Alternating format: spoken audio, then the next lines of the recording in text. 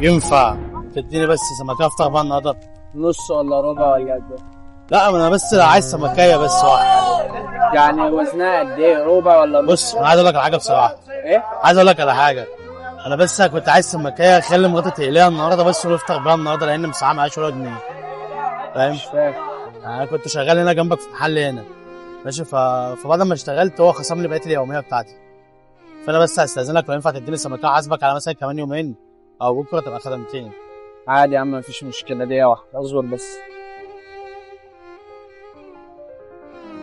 عايز اقول لك على حاجه. طيب انت سمك ناس صح؟ اه. طب انت اوزن لك انا. لا ما توزنش حاجه بس اسمع.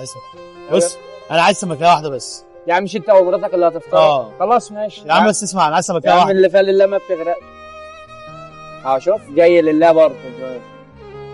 ماشي يا كوك.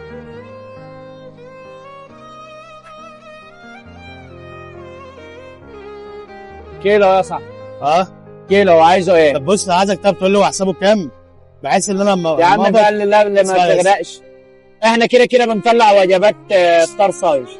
احنا كده بنطلع وجبات. عايزك تقول له حسابه كام بحيث ان انا لما اقبض اجيب لك احنا كده يا صاحبي بنطلع وجبات افطار يا عم اسمعني بس انا مش بشحت. انا سامعك والله وعارف ان انت ما انت شحات يا عم، كلنا زي بعض. ربنا يخليك. واللي يجي تقول لي مثلا هات سمك يبقى انت شحات. طب هو قدامه قد ايه مثلا يخلص؟